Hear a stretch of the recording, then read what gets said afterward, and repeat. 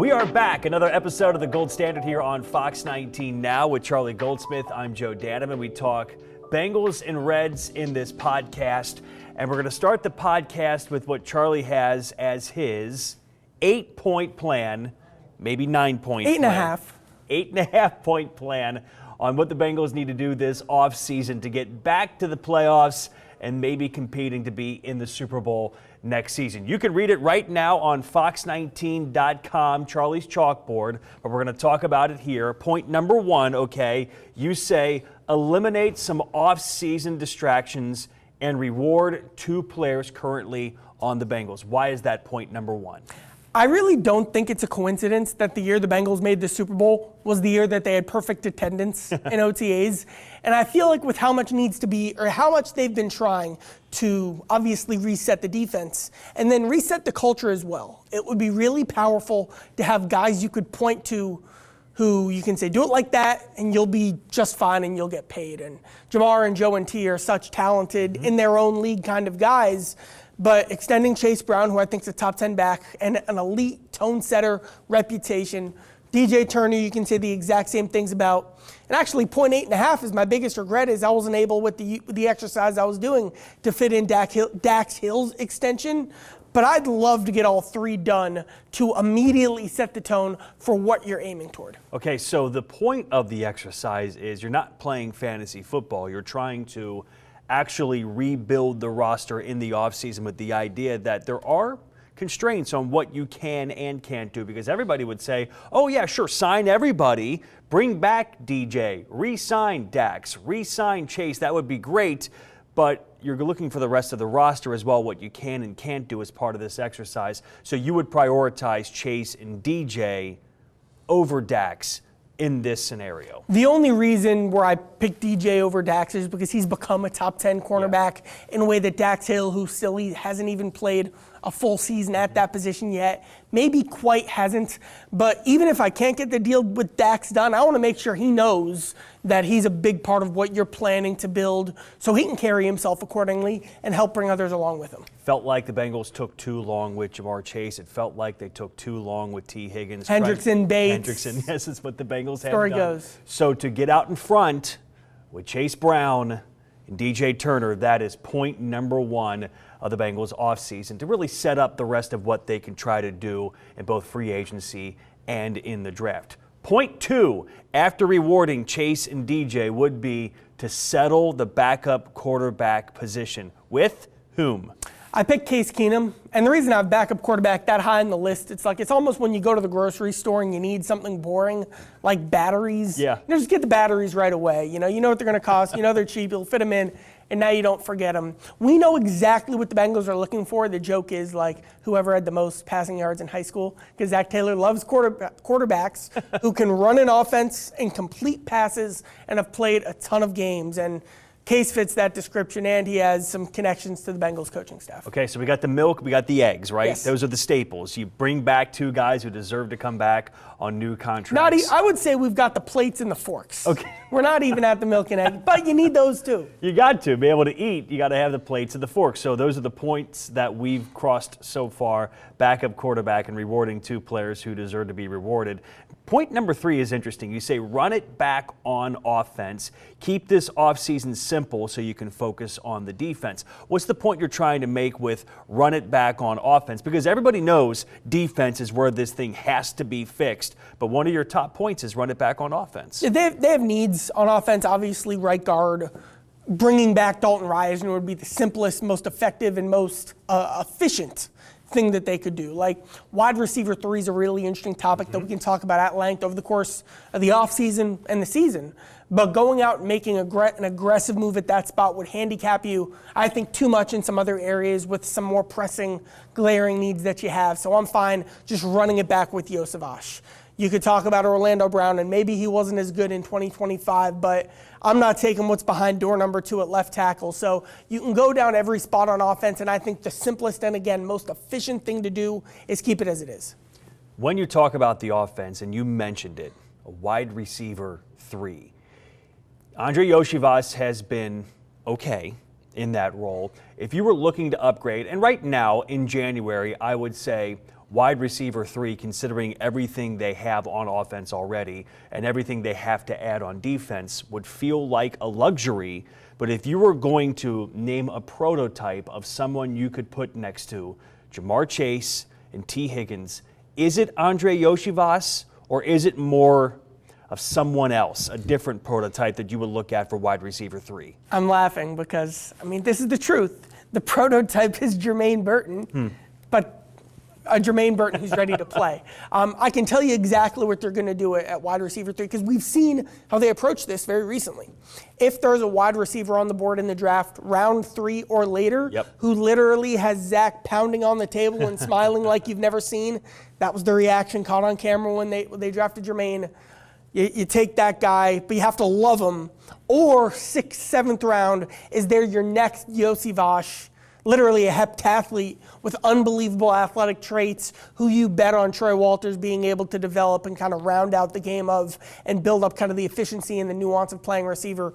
One of those archetypes with speed through the draft is where I expect them to look. We'll see if it ends up working out. Point number 4, and this is where we really start to get into the meat of what Bengals fans want to talk about, and this is edge, defensive end. Point number 4 is a DE1, defensive end 1, or defensive end 2 question mark, because I would argue right now the Bengals don't have their defensive end 1 on the roster. Assuming Trey Hendrickson, I think it's a safe assumption, will not be a Cincinnati Bengal next year. Then you're looking at next in order would be Myles Murphy and Shamar Stewart. And I'm not sure if you're building a championship-worthy defense, and that's the exercise here, right? That the Bengals are the New England Patriots next year. They're back in the playoffs and playing for a Super Bowl, that you would need someone who wrecks a game on the edge. And right now, I'm not sure the Bengals have that.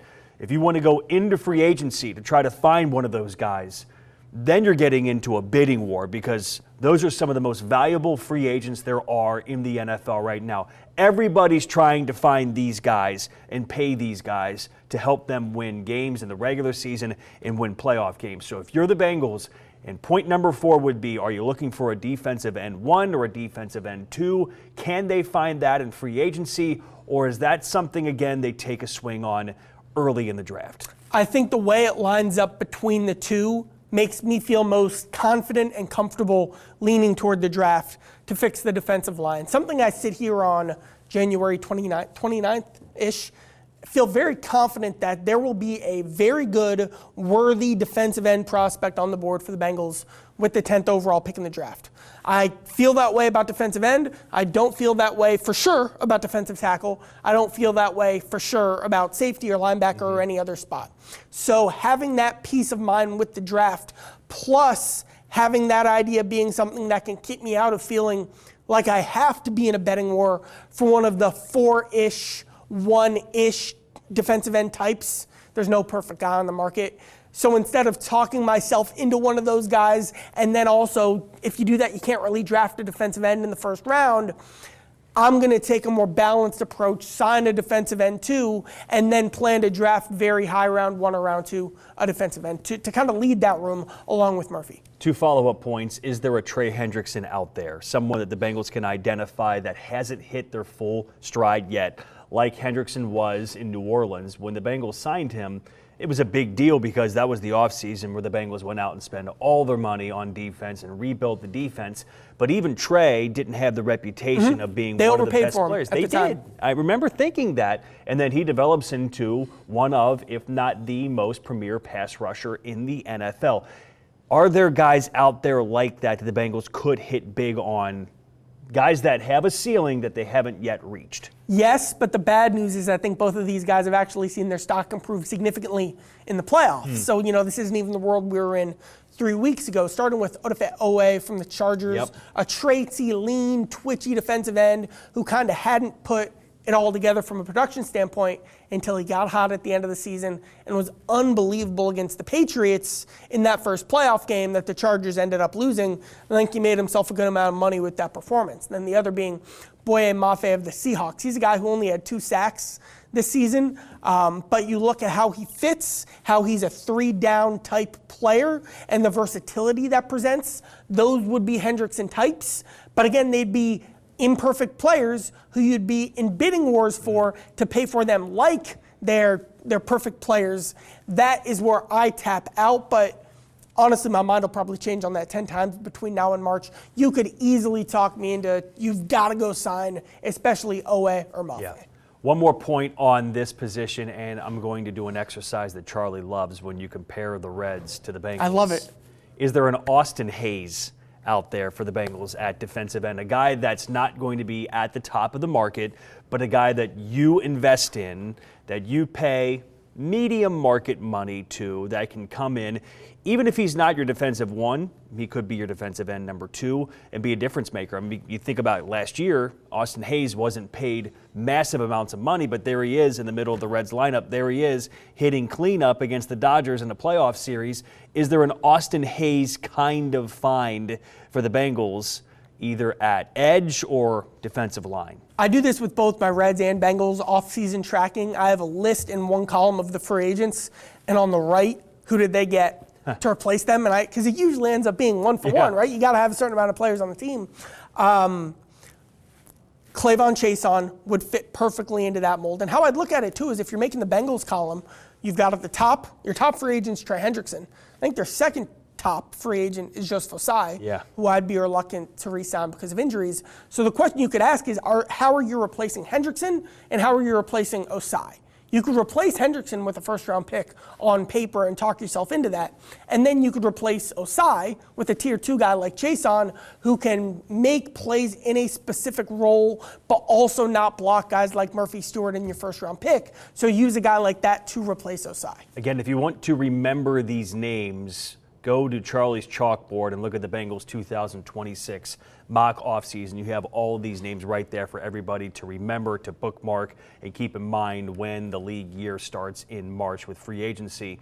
Point number 5 of Charlie's mock offseason is get me a defensive playmaker. Yes, now you're speaking my love language because defensive playmakers is what's missing in Cincinnati right now. Guys that can turn the ball over, can detonate drives, can change games. Those are hard to find, right? And they're really hard to find immediately in the draft as a rookie who can come in and be a defensive playmaker. This, to me, is point number 1, 2, 3 of my Bengals mock offseason is find defensive playmakers any way you can.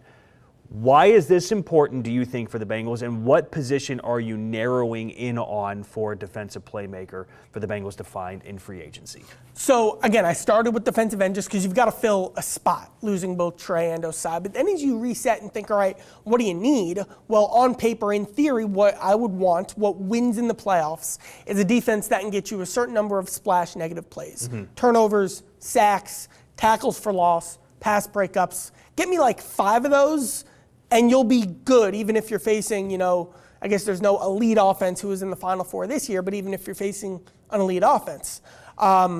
Ideally, it would be a pass rushing defensive tackle, because that might be the biggest need on the roster. Okay. But that is the biggest weakness in this entire free agent class. There's one exception, John Franklin Myers, who's 29, who broke out at a very late age, who had the benefit of playing on a loaded Broncos defensive line, and is going to be so overpaid for this offseason that he's kind of off my board. So now playmakers, get me someone who's going to be around the ball, who impacts your scheme and identity of what you can be. Give me a safety slot hybrid. You've got options like Brian Cook of UC. You got Brian Cook, you got Kobe Bryant, also out of UC. A couple others as well. My favorite, Jaquan Brisker from the Bears. He can blitz. He can change your whole third down schemes, make plays in the backfield, make plays in coverage, line up at free safety. He might actually let Al Golden run the defense he wants to run. Isn't that Caleb Downs? Here's the beauty of it. You get Jaquan Brisker, or let me start here.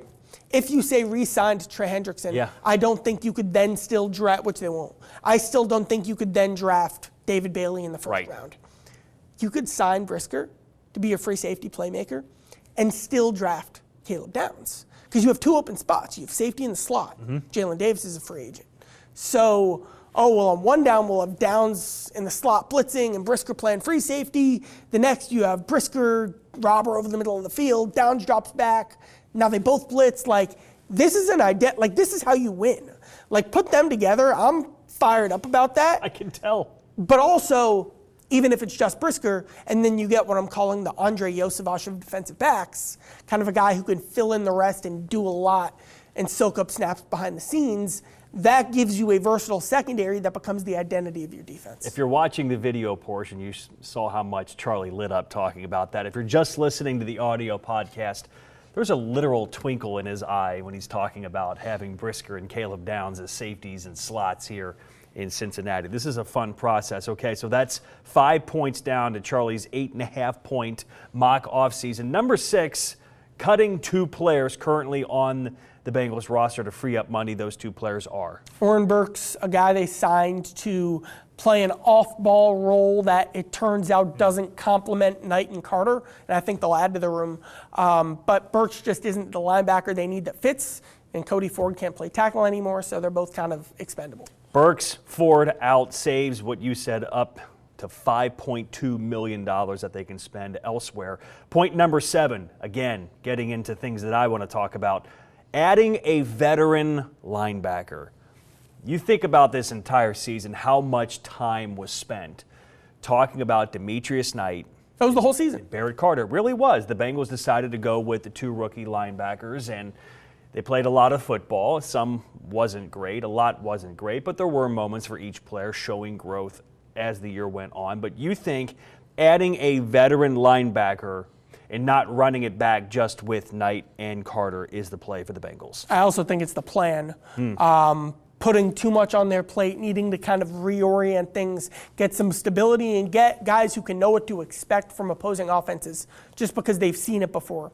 And another strength in this class is guys at linebacker who will get $5 to $10 million, who tackle, who communicate, who lead, and even better, have specific connections to the Bengals staff.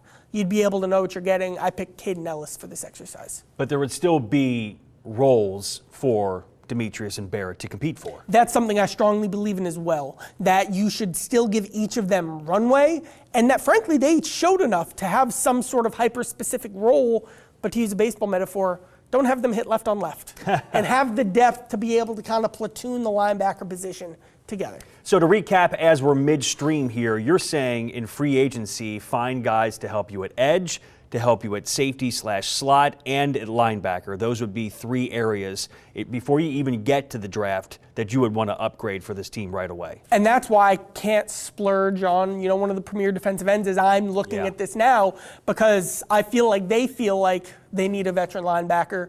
And to run the scheme I think they want to run, they need that playmaker slot safety to at least have something you can count on that spot even before the draft. And again, this falls in the constraints of actually trying to do this in the working cap and the working plan of the Bengals front office. Everybody wants to splurge on defensive end and get somebody in here who's going to change the game, and there's no doubt. But when you have other holes, you have to be able to divide that money up other places and fill those holes with players who can come in here and be right away difference makers for the Bengals. Point number 8 is build up the defensive line in the draft, and it feels like the first round is going to be loaded. The top 15 picks with defensive line players, whether they're defensive tackles or edge players. There's some big names in this draft.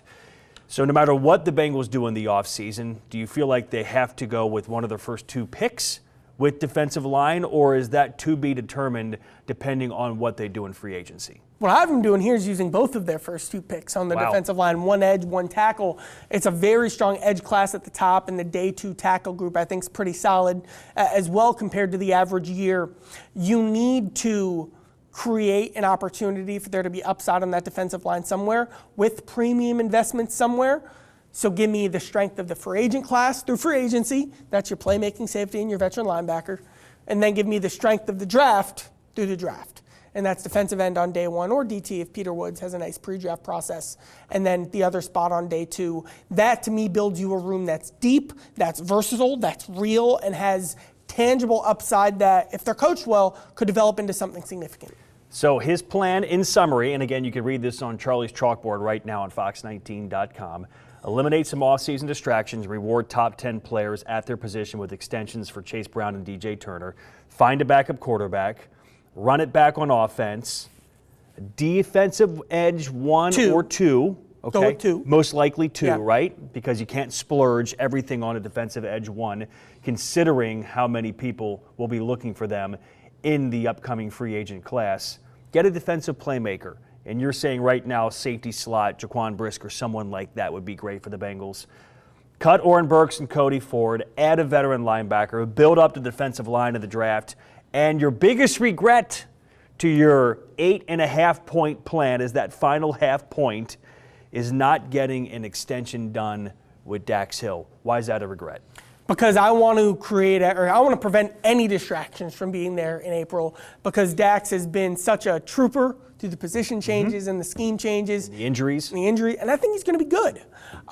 But to fit all of what I did in under the cap, I ended up with like $200,000 left. I wasn't able to fit in the extra $2 million of a Dax extension. But if you're the Bengals, you can make some creative mixing and matching happening like you did with Chase and Higgins on a smaller scale with Turner and Dax. That, to me, feels like kind of a best-case scenario for the offseason and a defense that gives you a chance. Last thought here on the Bengals before we transition to the Reds. You were live tweeting during the championship games and how it kind of translated to important Bengals points. What was your biggest takeaway from watching the AFC and the NFC championships and understanding where the Bengals fit in the mix of the NFL right now? I'll go back to this whole safety slot thing. I mean, you look at the Rams and Seahawks were both significant adapters of this. This is the trend. Teams are getting more tight ends on the field because linebackers are struggling more, or really because linebackers are lighter and are struggling more fitting the run. So you can get an advantage in the run game if you have more tight ends on the field. And then if you throw against these teams, the linebacker will kind of be stuck and you can win on offense.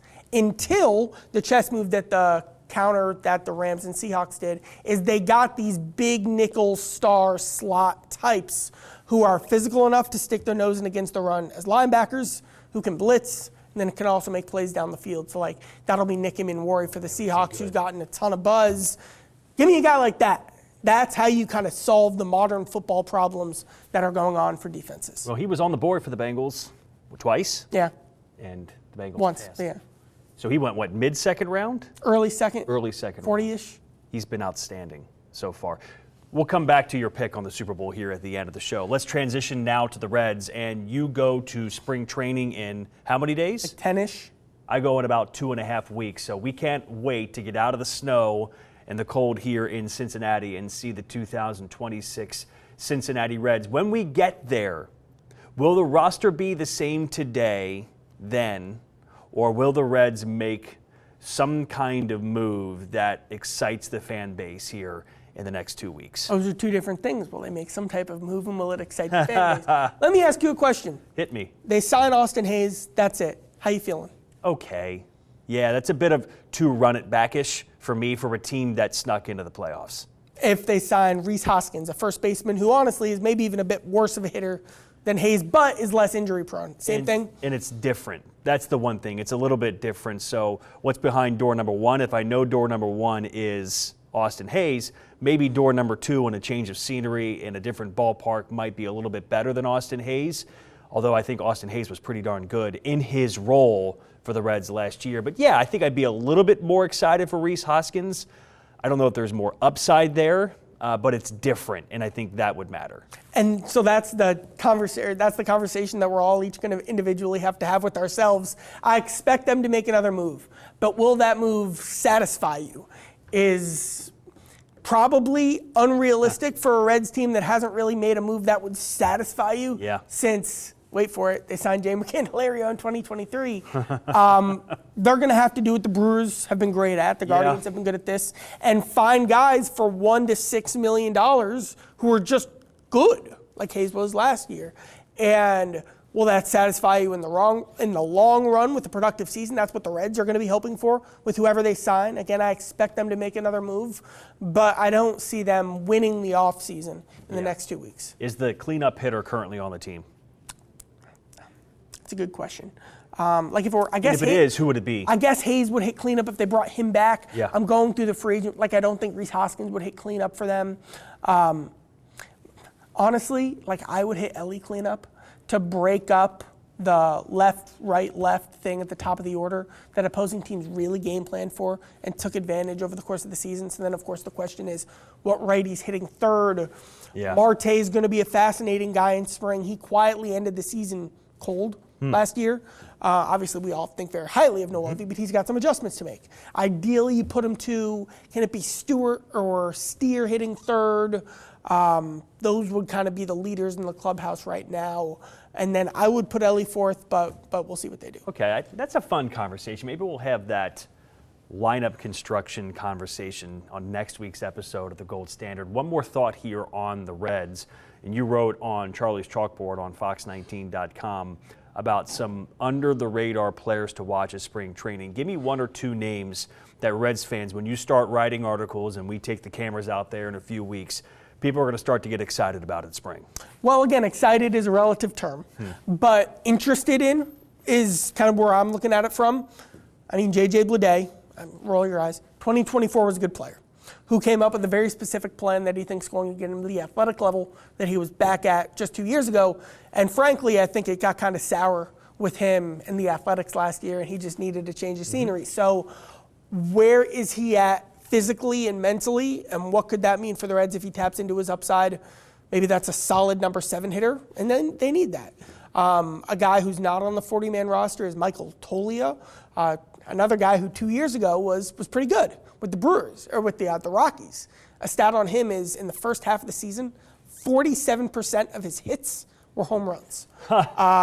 He could be a bench bat, depth piece. Someone gets hurt, you can plug him in, and he can provide a bit of punch, but he strikes out like there's no tomorrow. If he can clean that up, then you've got a little something to work with. You've got them. You've got the young guys who I keep talking about are all fascinating across the team. And then some of their young starting pitching depth, Chase Petty, Jose Franco, who you probably haven't heard of. Guys like that who bring power but have to refine their game. Can they contribute in some way in 2026? A lot going on. Charlie heads out to spring training in 10 days? Yeah. You said 10 days. That's when the work will start on Charlie's chalkboard, and we have some real meat to talk about with the Cincinnati Reds. Okay, let's transition now to the Gold Rush here on the Gold Standard. Rapid fire questions for Charlie Goldsmith. Let's start with the Super Bowl. Do you like the matchup of the Patriots and the Seahawks? No, I'm not too fond of this Patriots team. They're pretty boring to me. I have a lot of respect for Milton Williams and their outside corners. Aside from that, like the line I keep using is they're not a contender. Yeah. They just made this Super Bowl. Here they are. The Seahawks team's truly one of my favorite teams the last 5-ish years. So I am very excited to watch them. Okay. Rapid fire question 2. Why are the Seahawks one of your favorite teams of the last 5 years?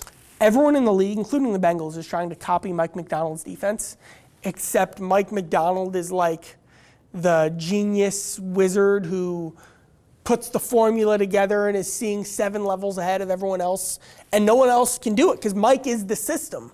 And the way he's kind of impacted already evolving football with what he's kind of helped usher in with the slot stuff we talked about, boy, that gives quarterbacks trouble. Boy, that gives the Bengals trouble when they faced him, and I just couldn't have any more respect for him. It's interesting when you look at the two teams because the Patriots have a little bit of the Bengals model where it is quarterback under a rookie contract and you kind of are ahead of the timeline a little bit, maybe a year earlier than we expected.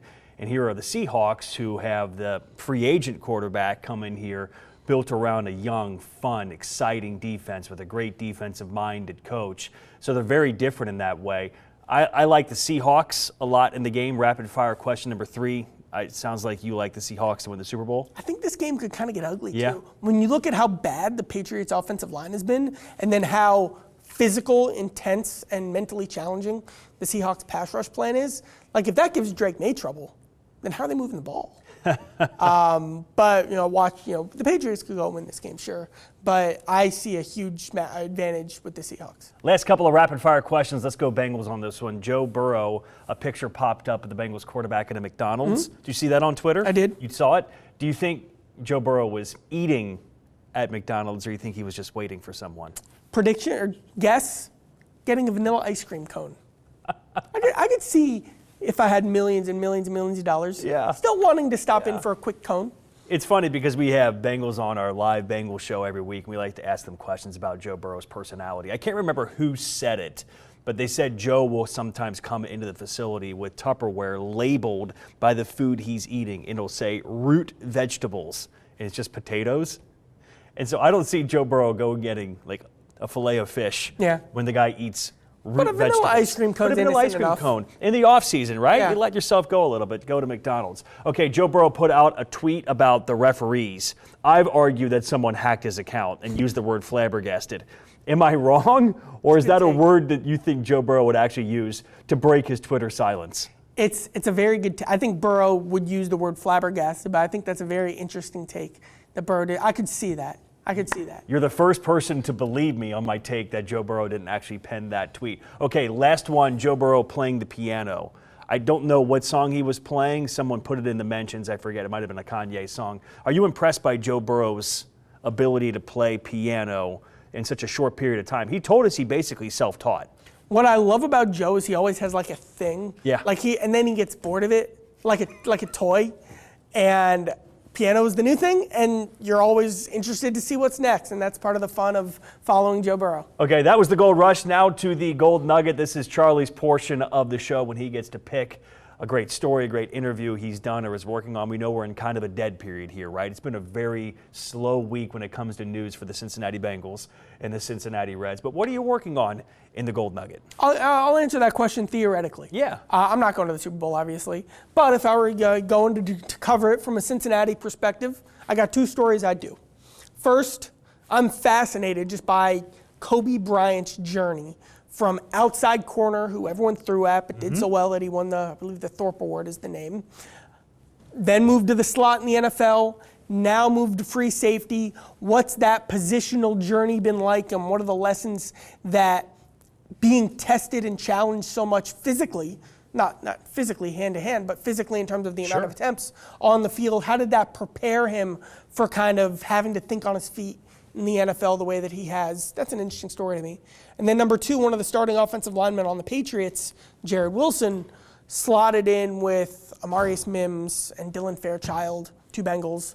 Tate Ratledge was a part of that offensive line, who we all know and remember from the draft. And I forget who the fifth guy was, but I'm sure he's in the league somewhere. So the 2024-3 Georgia offensive line, did they stay in touch? Yeah. How did they produce such a great line? What was their secret? I theoretically would talk to their offensive line coach.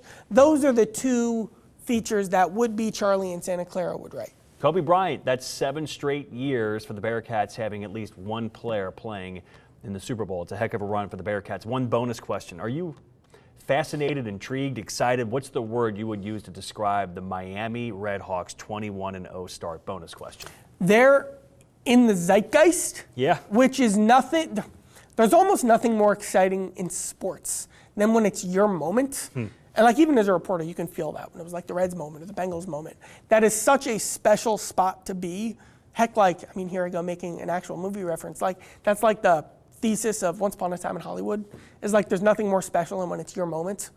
And Miami gets to experience that. And that's got to be, that's what we all do this for a feeling like that. If you're looking at the NCAA tournament, we had this debate on the show, how many games would Miami have to win, or how many could they lose and still be an at-large team? If you watch them play and you're looking for the entertainment factor and you're looking for a team that when you put your product out there, and when I say they or you, I'm talking about the committee, trying to build the best and most memorable NCAA tournament, a team that scores 90+, sometimes 100+. They had scored 100 points in 3 straight games before they beat UMass in the final seconds of that game. But every game they also play is exciting, right? It comes down to the last second. I feel like that's the kind of team you want in your tournament. So I hope they keep winning to a point where it kind of takes it out of the committee's hand and they can get a seed that could be a 9 seed, a 10 seed, and have a shot to win a first-round game and then get their shot against one of the Blue Bloods in the second round. Would be so much fun considering how many points they score, and it feels like every game they play is exciting. One more take on their team, and I'm not an expert or too familiar with their system by any means. And I apologize if I've said this to you before. I'm not sure if I have. But at Xavier, the whole thing was that Travis Steele could never quite figure out how to get Jack Nunge and Zach Fremantle on the court together at the same time to work offensively. That's why Nunge, their best player, came off the bench until like January, and that was the fatal problem of that they couldn't figure it out. The way that Miami's bigs are able to work together offensively to then perform at the level that they are, I believe like 3 of their top 6 scorers when I looked it up are 6'8" or taller. So the way that those bigs clearly work together, I'm interested was there a certain team Travis Steele studied? Like, how did he figure out how to get an offensive system where the bigs fit together like they are now at Miami? Next time I interview Travis Steele, I'm going to ask him that question. The other thing he couldn't figure out at Xavier was how to win in the final 4 minutes, and now they win every close game they play in because zeitgeist. It's their time. Their time at Miami. Charlie Goldsmith, Joe Danneman, this was the gold standard here on Fox 19 Now. We do it every single week, wherever you watch Fox 19 on our streaming platforms and wherever you get your podcasts. We'll see you next week with a new episode.